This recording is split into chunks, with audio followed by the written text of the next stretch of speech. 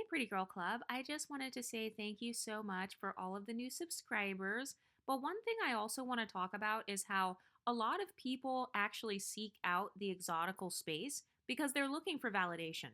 And the reason that they gravitate towards this space was because I have specifically formulated my videos to provide validation and emotional support to those who are a part of the exotical community. So I think that a part of why some people feel ostracized when they come on this channel or they feel humbled is because they don't have a sense of community for themselves. So despite what they say on black female YouTube channels, they'll claim that they're creating a community, but obviously those women don't have that great of a sense of community over there because they keep flocking to the exotical space. They keep flocking to the Pretty Girl Club. Another thing that I've noticed that has happened on this YouTube channel is that sometimes people will email me personally and then they'll send me their pictures, they'll send me photos of their noses and lips and stuff, and then they'll be like, am I an exotical? Like, do I count as an exotical? And the reason they're doing that is because they want my personal validation. So there's nothing wrong with wanting to be validated, but I would say that this space is really for the women who strongly identify with the exotical online community. No, I'm not talking about the word exotic because there's a difference between the word exotic and the exotical online space. And so this channel is specifically formulated for those women. So I've noticed that as this channel is getting bigger, more and more people try to come on here and police my content, and then they like get offended when I talk about like mixed women or light skinned women or dark skinned women who have looser hair textures. People go out of their way to get offended, and it's like, I am not changing my core audience ever. This will always be a safe space for women who are accused of benefiting from the isms. It will always be a safe space for pretty privileged women of all races, beautiful women. I will always talk about that subject. I'm always going to be talking about social power and sociology and like overcoming traumas. I will never stop talking about that. Nobody's going to be able to come on here like how they did with the smaller channels and try to bogard and bully me into changing any of my core audience or my talking points. Another thing that I've noticed people try to talk shit about, and I received multiple emails about this, my imagery that I use in my videos, my imagery, and most recently my thumbnails. I will never change my thumbnails. If you do not like my thumbnails, please unsubscribe, because I noticed that when I posted a thumbnail of a light skinned woman, like whenever I post a light skinned woman in my thumbnail, just in general, whether it's AI or not, sometimes people will comment and they'll be like, why do you have a light skinned woman with a crown on in the thumbnail? Why are you showing a light skinned woman on a pedestal? But they completely ignore my hundreds of videos that show dark skinned women. I literally have AI photos of dark skinned exoticals. On the AI prompt, I literally typed in dark skinned mixed woman sitting on a throne being pampered by women of other races. Like that's literally the type of stuff that I type into the artificial intelligence prompt whenever I'm doing these thumbnails. So isn't it interesting how people try to come into the exotical space with their selective outrage? But my response is, if you're so angry or upset, no one's forcing you into the exotical space. In fact, part of the reason why I am so polarizing with my content is because I don't want to attract the same audience as people in the Black empowerment space. I don't want that audience. I do not want 200,000 angry Black women on my YouTube platform. I don't want that. So if you identify as that, please unsubscribe. I don't care if I go down to 0 subscribers. I will rebuild it from scratch. Because here in the exotical space, we're very good at social climbing. We're very good at building our own communities. So we don't need those women in this space anyway. Like, we don't need anybody that's going to come and gaslight and try to control our images. Like, oh, why are you only putting pictures of women who have pretty privilege on your images? Because this is a channel for pretty privileged women. This is a channel for women who value their beauty. This is not like other channels. We're not like other girls, okay? So here in the exotical space, we actually do value our beauty. We value our physical health. We value like our bodies and like trying to privilege stack. Oh, by the way, I do have some more videos coming up about privilege stacking. So yeah, why would I show any other images on this YouTube channel that have nothing to do with my core audience and nothing to do with my agenda? The agenda of this channel will always be to uplift the women from the online exotical community. That's it. This is not a civil rights movement, okay? I'm not going to do anything offline. Although I will say, though, that if you want to meet other like-minded women from the exotical space, be sure to join my Patreon. because you'll get access to the Discord. And we've got all types of exoticals in there and exotical allies. There is no arguing or anything in my Discord because if people do argue, both of them will be banned. So it's a very peaceful space. We just talk about leveling up in peace. But have you ever noticed that when you free yourself from a narcissist, the narcissist gets angry that they can no longer control you? I kind of feel like that's what's happening with the exotical space. So the women whose spaces that we used to be a part of, aka black feminist, black empowerment, I noticed that they abandoned the term black empowerment ever since I called their asses out a few months ago. Ever since we started calling them out and talking about their internalized colorism, texturism, and featurism, now suddenly nobody's a black empowerment YouTube channel. Suddenly that whole sector just doesn't exist. They all just disappeared off the face of YouTube. Has anyone else noticed that? Why is it that suddenly, okay, so ever since the exotical space came online, suddenly the colorism space has disappeared. Suddenly the black empowerment space has disintegrated into nothingness. So it's like, it's very interesting how whenever you start speaking out and calling out hypocrisy, then it's like, oh, what are you talking about? There is no black empowerment space. I'm not a black empowerment YouTuber. Oh, what are you talking about? There is no colorism. Nobody's talking about that anymore. And it's like, okay, that's very interesting. Suddenly, when the women you've been talking about for decades finally start creating our own YouTube channels and we start getting a lot of success, shout out to Pretty In Between, shout out to the Black Exotical, shout out to the Exotic Brown Skin.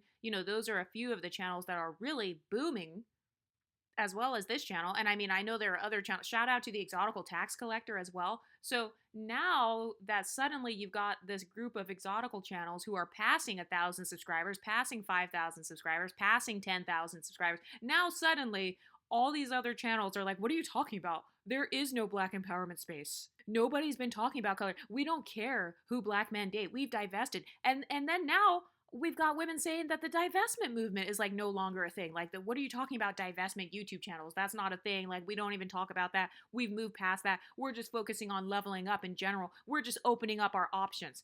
So it's like anytime the exotical space literally brings smoke and accountability, suddenly they want to say that that doesn't exist. Or like, oh, we never talked about that.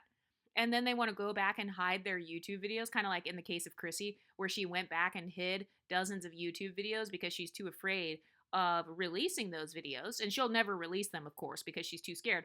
But it's like, you've got all of these women who are now recoiling back into the abyss, and then they are rebranding their channels to more closely align with the exotical space. Isn't that interesting how you become the leader of the black community without even trying or without even fully identifying as solely black? Isn't that interesting? No matter what we do, no matter what the exoticals do, no matter where we go, no matter what YouTube channels we start, there will always be unambiguous women who used to be the exact opposite talking points who will suddenly jump on our bandwagon. They will suddenly take on our talking points. Suddenly, they want to do their content style in the same way as us. They want to suddenly talk about social power. Do you know how many YouTube channels I've come across all of a sudden that want to talk about pretty privilege, privilege stacking, social climbing, social power?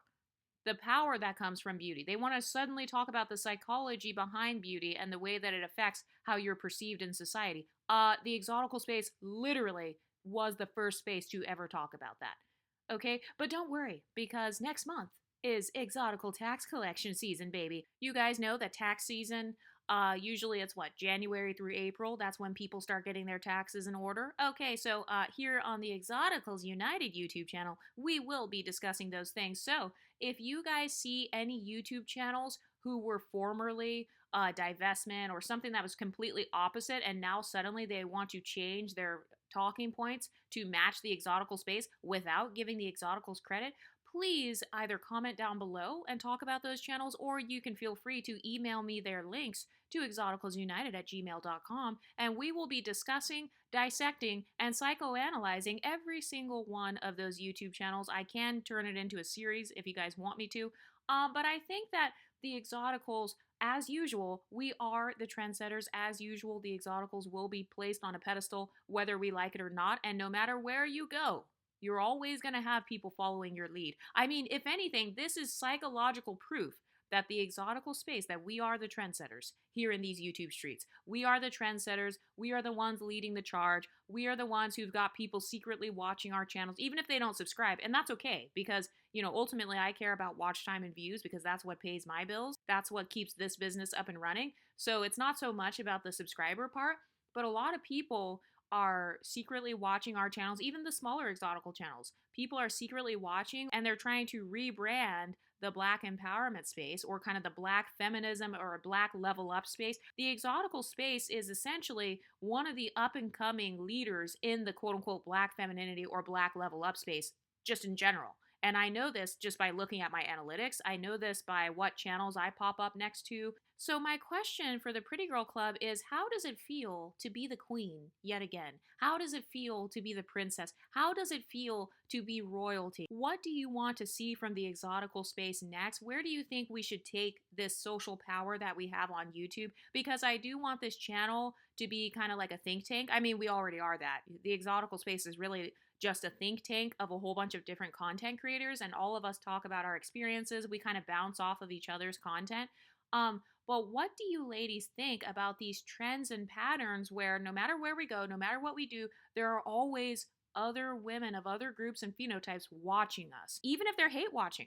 I mean, it doesn't matter because we're still going to get paid, but it's like there are always other women watching us. They're always kind of following our lead, they're following our talking points. But one of the things I have noticed though is that when it comes to some of the other creators, they can't talk about the same topic for as long as us exoticals can. So, for example, I have noticed like whenever they're talking about pretty privilege or like social climbing or their experiences being pedestalized. By the way, isn't that interesting? So they went from being victims of colorism, texturism, featureism, and misogynoir to and being victims of a gender war. They went from all of that to suddenly they're the blueprint, they're the beauty standard. Suddenly everyone pedestalizes them, and white men like them more than they like all the mixed women. So isn't that interesting how there's a complete 180 from when we started here on YouTube? But why do you ladies think that is? Do you think that it's because deep down inside, a lot of women do view us as the queens? A lot of women do view us as the princesses or as their standard? Because I've talked about this before. Exoticals are not only the standard of beauty. I told you guys that dark skinned exoticals are the black standard of beauty. I said what I said. Not only that, but we are also the standard of living as well. Because have you ever noticed that whenever women talk about leveling up, it's leveling up and moving out of the black neighborhood into a white neighborhood. And then it's marrying that white man and creating a mixed race child. Or it's living in a multicultural environment around multiple races of people. It's like, okay, so you're trying to be like an exotical because you want a multicultural experience, or you want to create multiracial people, or you want to be more adjacent to both blackness and non-blackness simultaneously. Okay, that's called living the exotical lifestyle. That's essentially the lifestyle goal that a lot of these women have. And if you don't believe me, just go watch their content.